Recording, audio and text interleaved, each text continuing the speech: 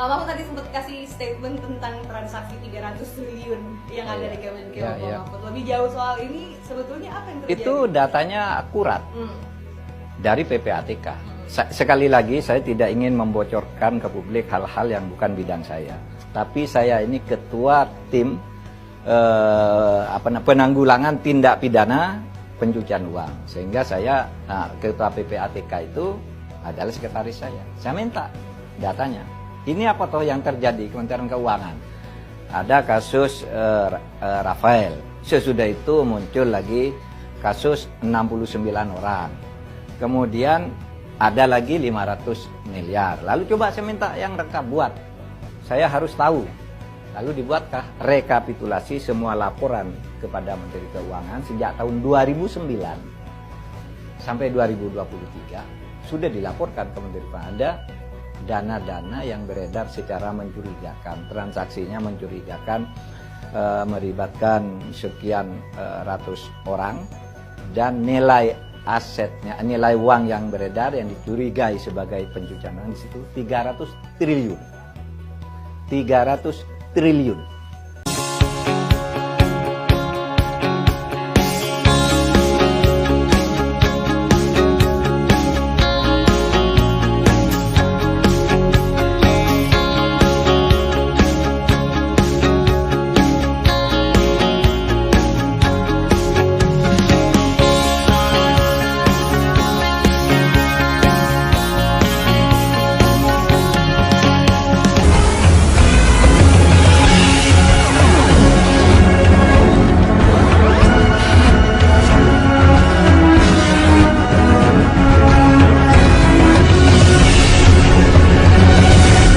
Kerja di kebun. Ya, tidak apa-apa Pak Sugeng.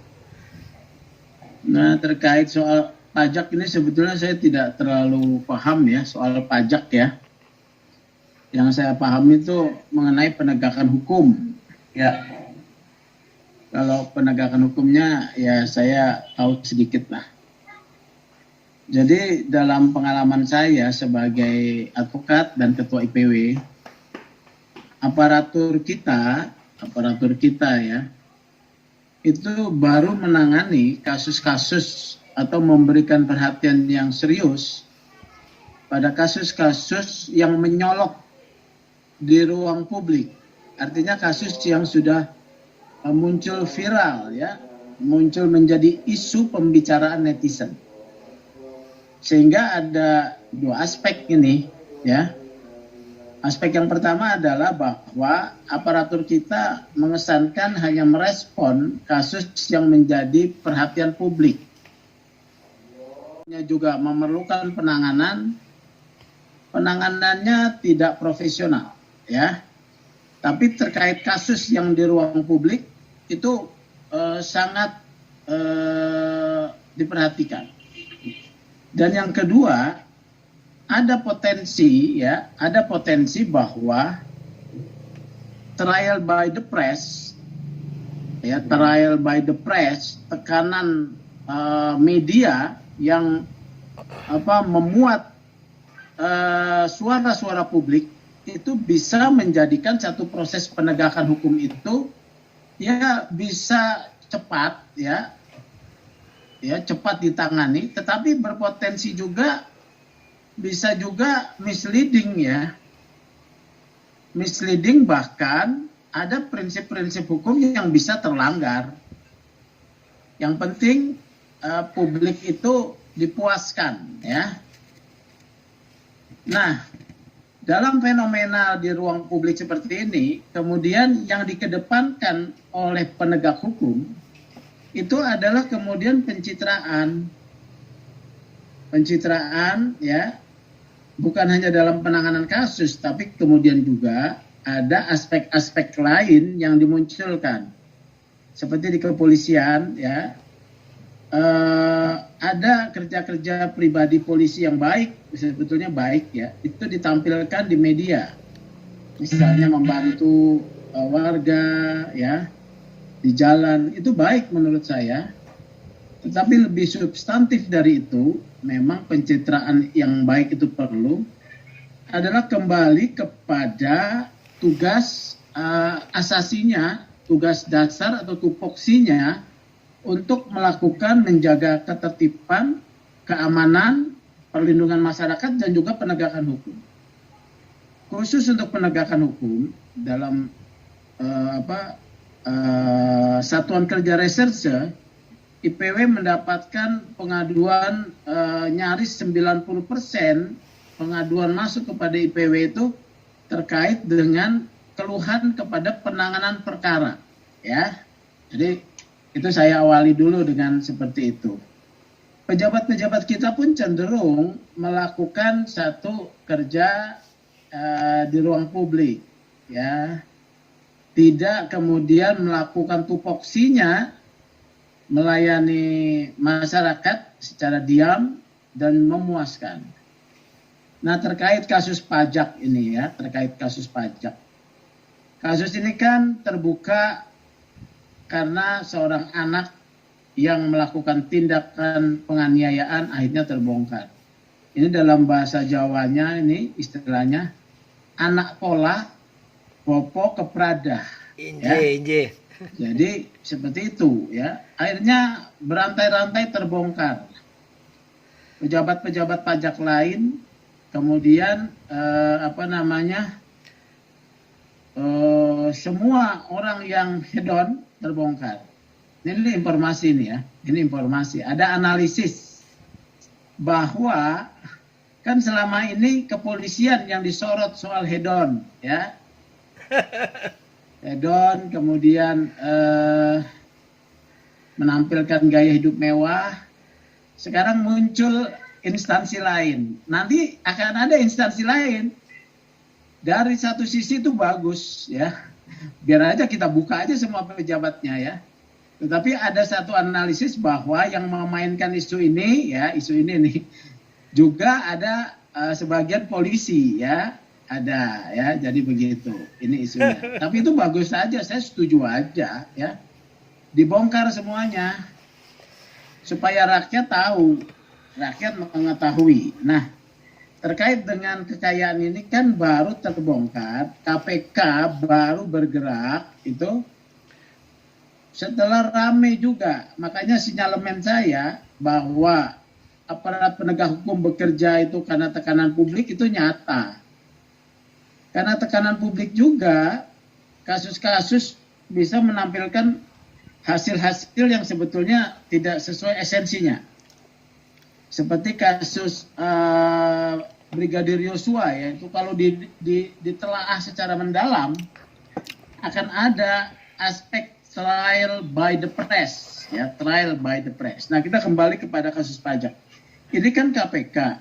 Ternyata KPK mendapatkan informasi laporan hasil analisis transaksi keuangan dari lembaga apa itu kalau yang memantau itu keuangan PPATK itu dari tahun 2012 apa ya kalau tidak salah 2012. Terkait transaksi dananya Rafael Alun. Coba dilihat, ya, mungkin salah. Tetapi kemudian tidak ditindaklanjuti. Baru sekarang ditindaklanjuti setelah rame, ya. Nah, dalam penegakan hukum ini harus diketahui bahwa laporan hasil LHKPN itu tidak bisa menjadi dasar satu penyidikan tindak pidana. Harus ada dulu satu tindak pidana pokoknya, ya, apakah suap. Setelah ditemukan adanya katakanlah suap atau gratifikasi sebagai tindak pidana pokoknya, maka uang-uang yang didapat, ya, tersebut bisa kemudian dilakukan penyelidikan dan penyidikan untuk bisa disita. Nah, saat ini sudah ada penyitaan, ya, terhadap safe deposit box oleh PPATK, ya, oleh PPATK. Ini saya rasa bagian daripada satu menemukan barang bukti ini. Nah, sedang dicari tindak pidana pokoknya, suapnya. Nanti akan ada pihak-pihak yang akan juga terkena, yaitu mungkin karena dia ini pejabat pajak, akan ada pihak wajib pajak. Kalau transaksinya besar, ini kan transaksinya besar nih. Nanti jangan ditutup-tutupi, pasti itu mungkin perusahaan-perusahaan besar tuh, mungkin perusahaan tambang ya, atau apa. Nah, terkait dengan perusahaan tambang, saya mau minta KPK serius ya, terkait dengan pengungkapan kasus Rafael Alun Trisambodo ini. Kalau ada di sana perusahaan tambang, harus didalami siapa yang menyuap atau siapa yang memberi gratifikasi. Karena KPK menjadi pertanyaan saya, KPK zaman ini menjadi pertanyaan saya. Salah satu contohnya adalah kasusnya ini, suap seorang konsultan pajak, ini kan masih terkait pajak nih ya, konsultan pajak PT John Lynn Baratama terhadap seorang pejabat pajak yang bernama Angin Prayitno. KPK telah melakukan penyidikan dan sudah dilimpahkan ke pengadilan. Konsultan pajak bernama Agus ini sudah divonis. Kemudian pejabat pajaknya yang diduga menerima suap 3,5 juta US dollar untuk menurunkan kewajiban pajak PT John Lynn Baratama hanya membayar 10 miliar, itu juga sudah dipidana. Pertanyaannya kepada KPK ini ya, kepada KPK, semoga KPK mengikuti acara ini. Itu konsultan pajak menyuap bukan untuk kepentingan pribadinya. Dia melakukan penyuapan itu untuk kepentingan agar korporasi ataupun perusahaan PT John Lynn tidak membayar pajak yang semestinya, tetapi hanya membayar pajak 10 M. Jadi kepentingannya perusahaan PT John Lynn ya.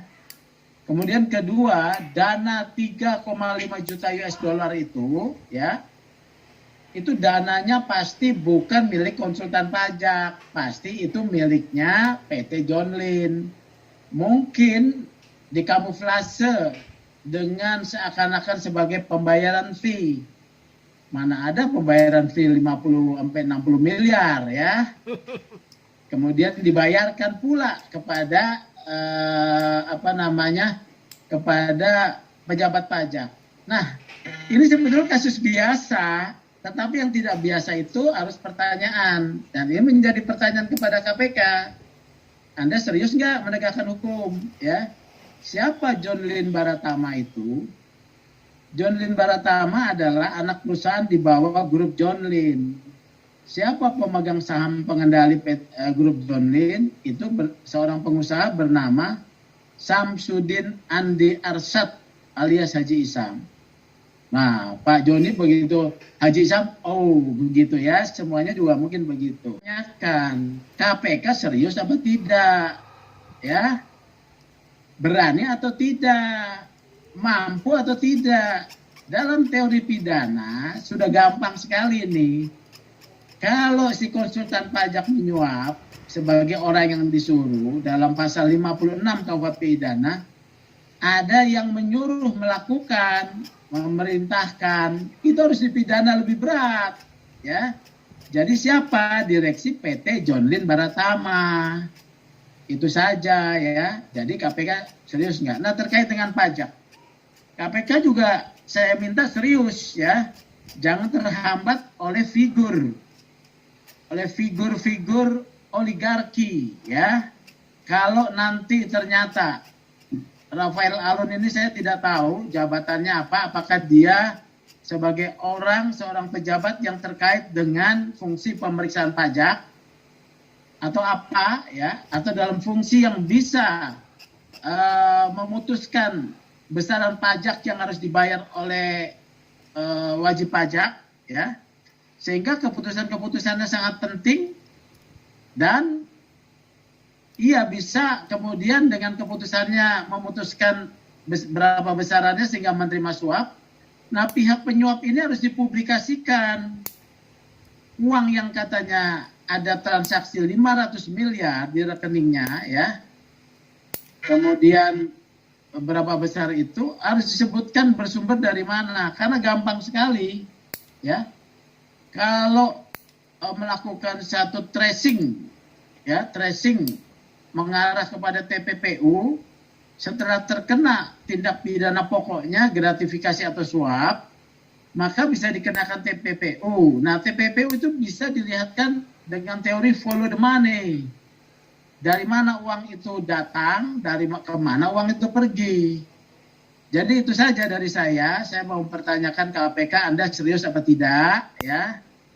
Kalau tidak serius, ya sudah, sampaikan aja kepada publik, kami terkendala apabila menghadapi pihak-pihak yang memiliki kekuasaan supaya rakyat mendoakan, ya.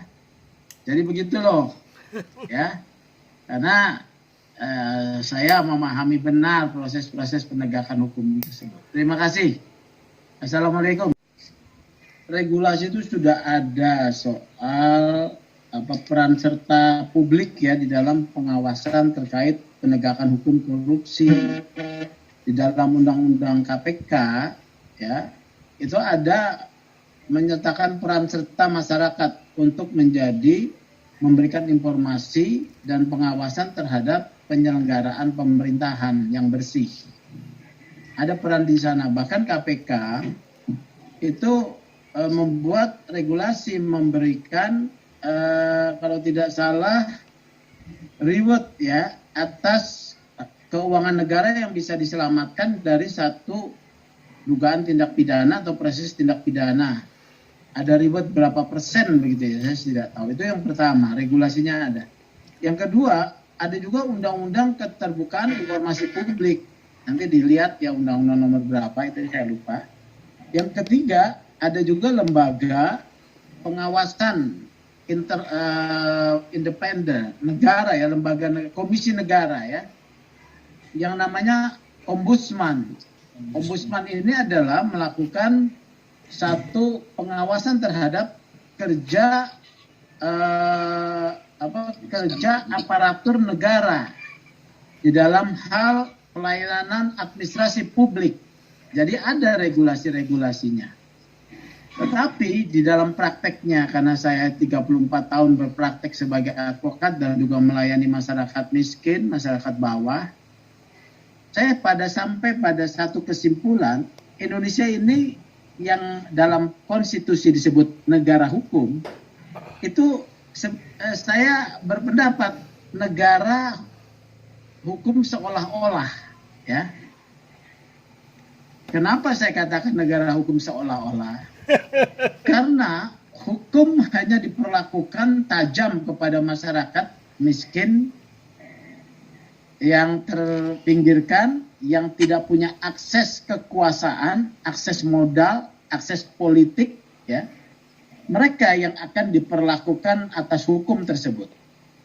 Sementara, ya, implikasi dari kebijakan negara yang paling besar itu adalah sebetulnya memberikan konsesi-konsesi, ya, konsesi-konsesi kepada kelompok-kelompok pemodal yang ketika berhadapan dengan masyarakat bawah, masyarakat adat, masyarakat di pinggiran hutan, masyarakat di dalam sekitar hutan, masyarakat bawah, mereka kemudian tidak mendapat perlindungan.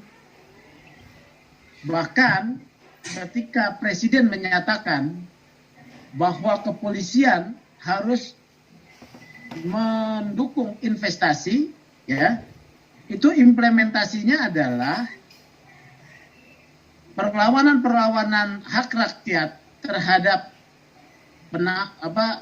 pemegang iup tambang, pengusaha, ya, kemudian terhadap penguasaan hutan, berkonflik tambang, perkebunan, masyarakat yang dipersekusi. Makanya saya katakan ini kita nih negara hukum seolah-olah, ya, hanya tajam ke bawah, tumpul ke atas.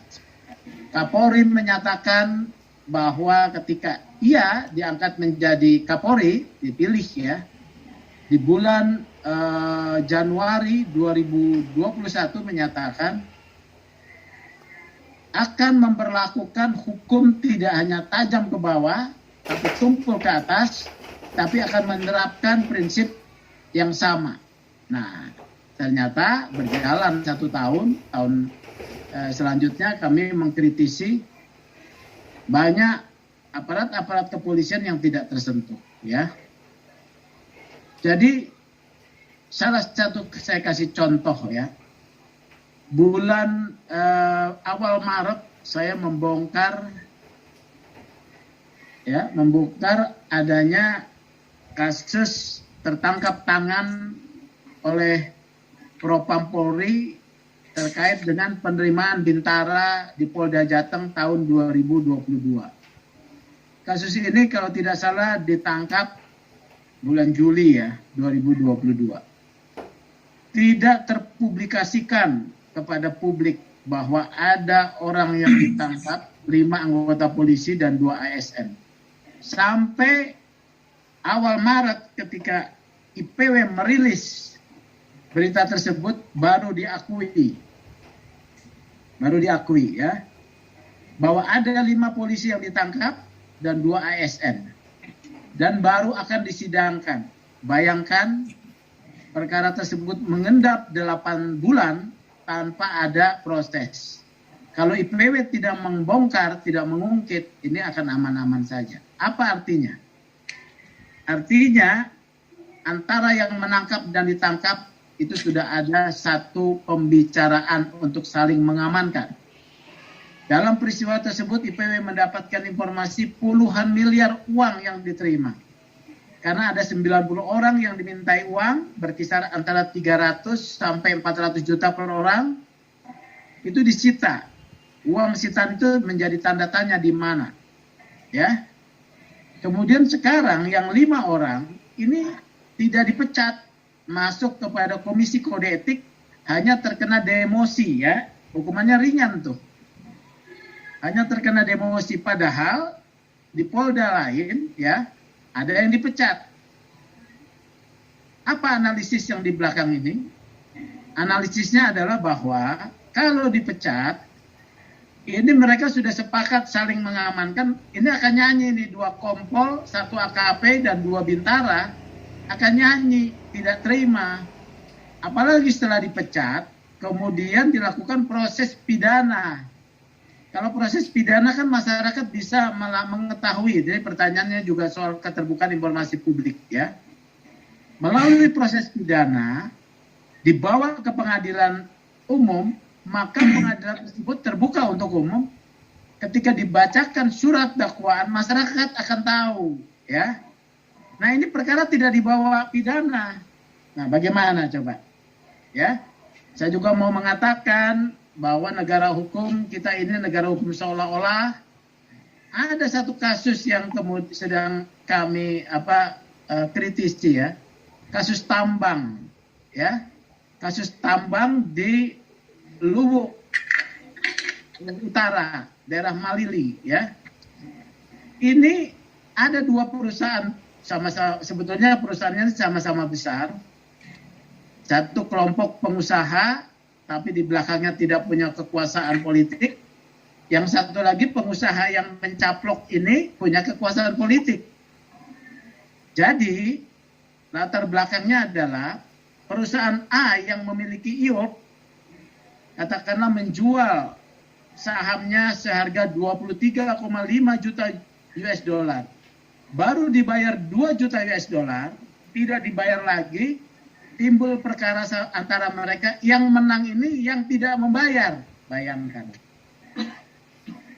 Ya, proses hukum memenangkan dia. Bahkan sampai kepada pendaftaran peralihan badan hukum di Kemenhukam.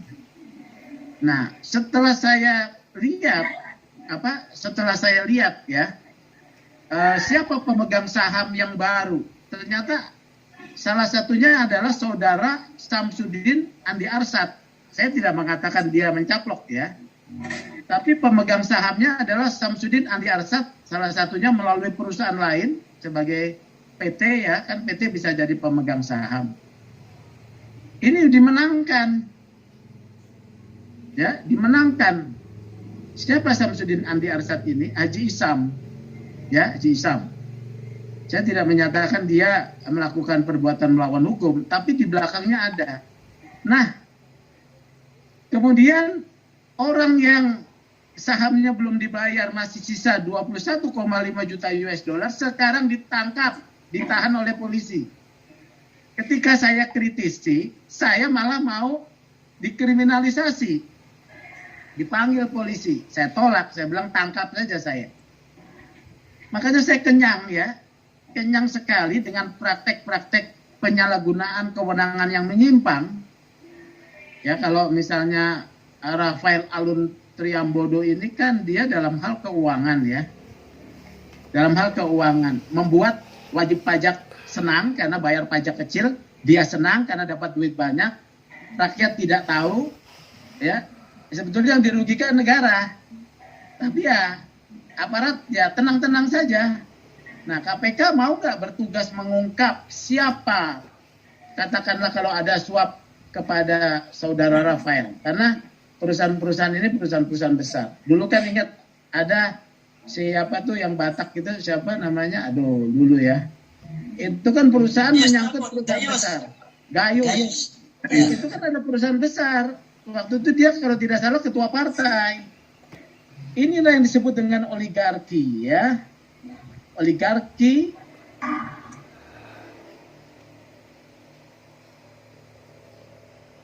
Pilpres juga menjadi penyumbang. Nah, kalau sudah begini bagaimana? Ini negara hukum atau negara hukum seolah-olah? Saya mau menyampaikan ini. Oleh karena itu, bagaimana pengawasan eksternal? Oh, ada pengawasan eksternal. Apakah laku tidak laku? Ya.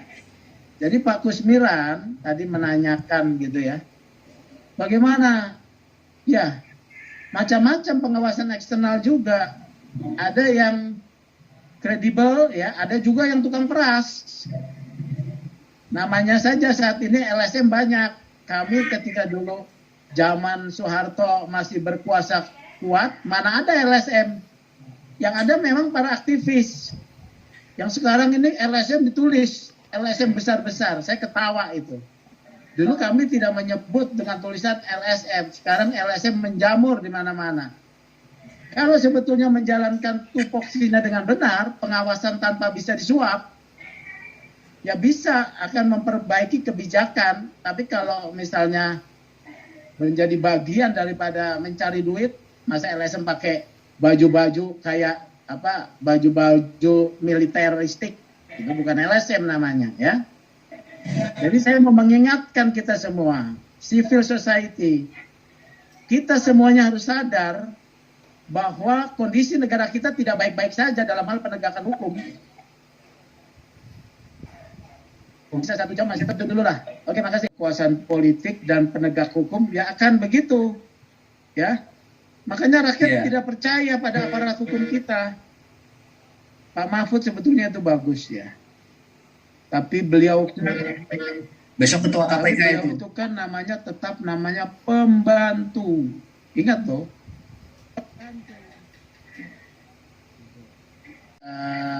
Ini peserta webinar. Jadi saya mau pamit gitu ya. Tadi yang menarik adalah Pak Kusmiran ya. Jadi pengawasan oleh eksternal melalui kekuatan netizen itu perlu ya, untuk tidak bosan-bosan mengingatkan aparatur negara, baik itu pajak, penegak hukum, KPK, polisi maupun jaksa, dan juga ya politisi ya menurut saya ya, untuk sungguh-sungguh memang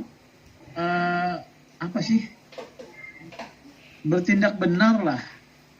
Tidak mencari keuntungan pribadi ataupun kelompok. Itu saja, netizen harus tetap mengkritisi semuanya. Dan tetapi ingat, sekarang ini ada undang-undang ITE yang bisa memberangus ya demokrasi melalui suara publik, melalui medsos. Jadi juga harus hati-hati. Dan saya mengingatkan juga aparat hukum untuk juga tidak main hantam promo laporan-laporan yang bersifat mempidanakan orang-orang yang bersuara kritis ya, seperti itu. Terima kasih.